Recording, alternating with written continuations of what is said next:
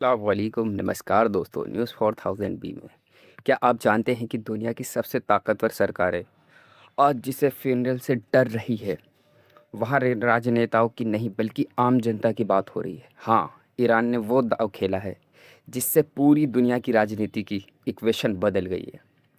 Iran के शहीद supreme leader का फ्यूनरल हो रहा है, लेकिन इस फ्यूनरल में दुनिया के बड़े बड़े राष्ट्रपति को न्योता दिया गया, पर ईरान को फ़र्क नहीं पड़ता कौन आता है और कौन नहीं। उन्हें फ़र्क पड़ता है जनता से, कितनी भीड़ आती है, कितने आम लोग आते हैं।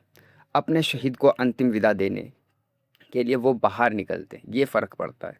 यानी ईरान ने जनता का इक्वेशन बीच में लाकर राजनीति की पूरी थ्योरी ही बदल कर डाली। ईरान के राष्ट्रपति ने नरेंद्र मोदी को न्योता दिया, लेकिन मोदी ने बिहार के गवर्नर और असम के एक मॉस्को भेजने का फैसला किया। अब सवाल उठता है, जब पहले ईरानी राष्ट्रपति की मौत पर भारत के वाइस प्रेसिडेंट गए थे, तो इस बार राष्ट्रपति वीपी क्यों नहीं? लेकिन ईरान इस सवाल से बिल्कुल परे है। उसी मायने नहीं रखता कि किस रैंक के नेता आए या ना आए, मायने बिल्कुल नहीं रखता। उनसे ये फ़र्क पड़ता है कितनी जनता बाहर आई। ईरान ने एक नया ज़ोन बनाया है, पीपल ज़ोन, यानी जहां सरकार नहीं जनता बोलती है, जहां ताज व तख्त नहीं बल्कि गरीब किसान, मज़दूर, मोची, लोहार, हर वो इंसान महत्वपूर्ण है जो अपनी मेहनत से जीता है। और ये फ्यूनरल उसी जनता को समर्पित है। ईरान की मीडिया में यही छाया हुआ है, पुतिन आए या जिनपिंग, ये चर्चा नहीं है। चर्चा है क्या यमन में रेजिस्टेंस, इजराइल सेना को मुंहतोड़ जवाब दिया। आपने मुहर्रम का देखा ही होगा। वो रोना नहीं, एक कला है, एक संघर्ष है। जब तक इंसाफ नहीं मिलता तब तक दर्द रहता है। ईरान इसी भावना को दुनिया के सामने रख रहा है।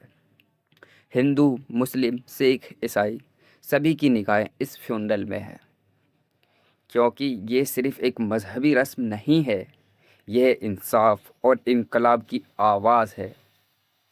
ईरान की मीडिया ये नहीं बता रही कि कौन आया, बल्कि ये बता रही है सीरिया में आज जनता ने पत्थरों से इजरायली सेना का सामना किया।